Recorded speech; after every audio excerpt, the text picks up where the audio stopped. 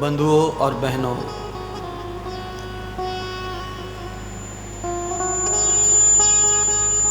भागवत की इस पावन बेला में बहुत भाग्य से हम लोग सम्मिलित होते हैं और आज आयोजन शुभारंभ हुआ कथा के रूप में। श्रीमद् भागवत कथा ये हिंदुओं का सबसे पावन अनुष्ठान है। बहुत सारे पर्व आते हैं वर्ष भर में, अलग अलग देवी देवताओं के, पर सब जगह चार चांद लग जाते हैं तब जब श्रीमद् भागवत कथा किसी उत्सव में सम्मिलित हो जाती है। जन्माष्टमी का पर्व जो है अपने आप में भी महान है, पर जन्माष्टमी के पर्व पर भागवत कथा हो तो और महान हो जाता है। रामनवमी अपने आप में ही एक पर्व है, पर श्री राम की कथा गाई जाए तो रामनवमी और महान हो जाते हैं। चतुर्थी भाद्रपद गणेश जी के लिए बहुत बड़ा उत्सव होता है, पर उस समय कोई कथा, गणेश कथा, कृष्ण कथा, चार चांद लग जाते उत्सव में।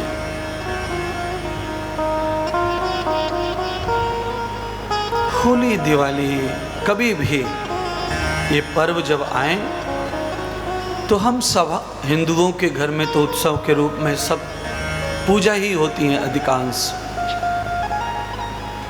और ये सब हम का, ये सभी जो लोग हैं जो सनातनी हिंदू हैं उन सब का भाग्य है कि सभी तीज त्योहार में पूजा हमारे यहाँ अवश्य होती है। देखिए, वैसे होली तो खेलने का त्योहार है, पर होली का प्रारंभ जो है पूजा से ही होता है। होली की स्थापना पूजा से ही होती है। रक्षाबंधन का त्योहार यज्ञोपवीत आदि बदलने का है, पर वहां भी पूजा है, पूजा होती है। दशहरा का त्योहार अस्त्र शस्त्र पूजन का है, पर हमारे यहाँ बड़ी बड़ी पूजाएं होती हैं। दिवाली में तो पूजन होता ही है।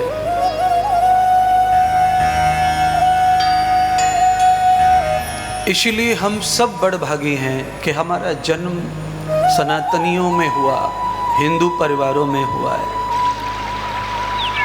नहीं तो बहुत बड़ी मुश्किल जीवन में तब आ जाती है जब सब पर्व निकलते चले जाते हैं और कहीं भी भगवान को स्मरण नहीं किया जाता। ये हम सबका सौभाग्य है कि हमारे सनातन हिंदू धर्म में, संस्कृति में ये मान्यता है कि बच्चे का जन्मदिन में भी दियावाती, आरती पूजन भगवान का धन्यवाद करने के लिए सबसे उत्तम है। भगवान का स्मरण करना, उनका ध्यान करना। जैसे किसी ने हमारी मदद की, उसकी माला मत जपो, पर उसका हमेशा ध्यान करो, भूलो मत उसको। किसी ने भी मदद की आपकी, उस मदद को हम चुका नहीं पाए, पर अंदर से चुकाने के लिए तड़फते रहो और उस आदमी का हमेशा स्मरण करो, ध्यान करो, धन्यवाद करो।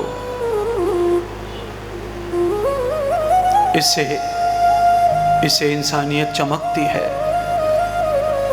मानवता इससे जो है चमकती है।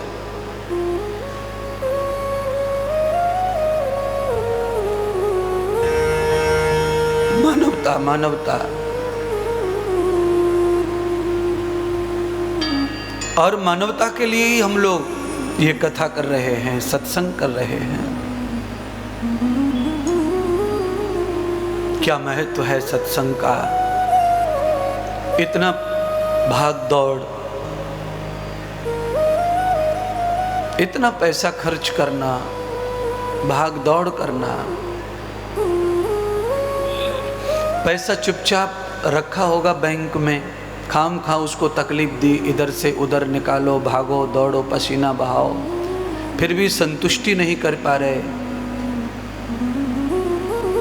तो फिर ये सब क्यों करते हो, क्यों करना है, क्या जरूरत है।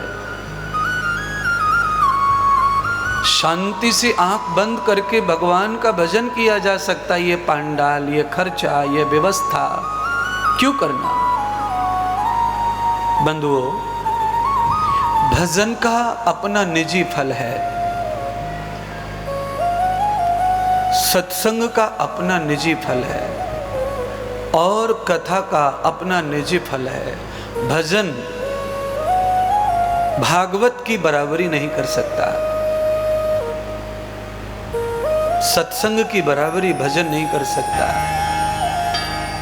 भजन एक व्यक्ति के लिए होता है, सत्संग भागवत समस्त जीवों के कल्याण के लिए होती है। और जो सब जीवों का कल्याण कर दे अपनी पुण्य से, अपनी संपत्ति से, उसके भजन का क्या कहना, उसकी सोच का, उसके चिंतन का क्या कहना। इसलिए हमारे राधे श्याम वैष्णव जी परिवार बहुत धन्यवाद के पात्र हैं कि उन्होंने अकेले होके भी ये कर्मठ बीड़ा उठाया। और आप करने में अकेले हैं, मैन पावर नहीं है। इसलिए मैं जब से आया हूँ तब से मौन व्रत में हूँ, खाली आनंद ले रहा हूँ खुशी का।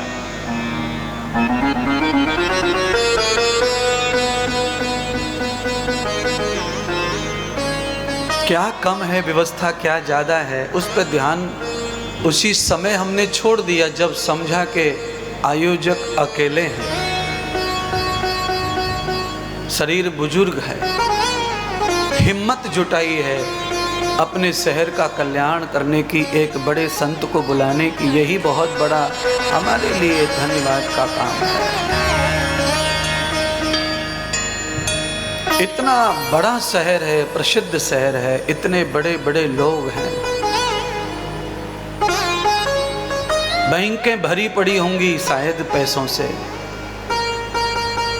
बहुत बड़े हिस्से पर कोटा में कब्जा होगा, जमीनें नाम पर होंगी।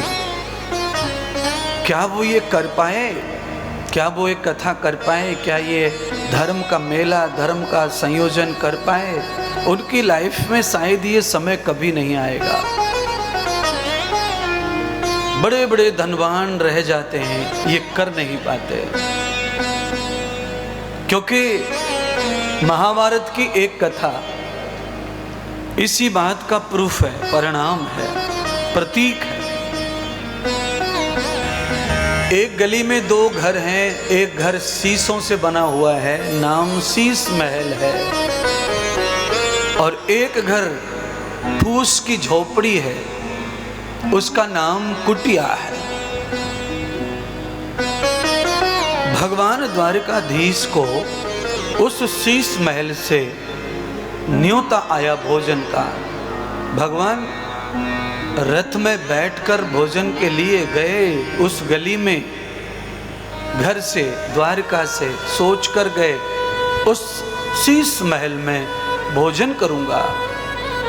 और जैसे जैसे परमात्मा पहुंचते जा रहे हैं शीश महल की तरफ, वैसे वैसे बुलाने वाले का पाप उजागर होता जा रहा है, ओपन होता जा रहा है। भगवान हटते जा रहे हैं, रास्ता बदलते जा रहे हैं, रास्ता बदलते जा रहे हैं। और जहाँ निमंत्रण नहीं है, जहाँ नित्य भगवान को रोज ही भोग लगता है, नित्य भोग लगता है, जहाँ कभी सोचा ही नहीं था कि कभी हम कृष्ण को बुलाकर खिलाएंगे, इतनी औकात ही नहीं।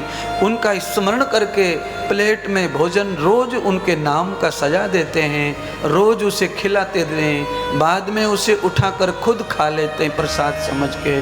आज भगवान उस घर की ओर मुड़ गए, वो घर है विदुर जी का। तो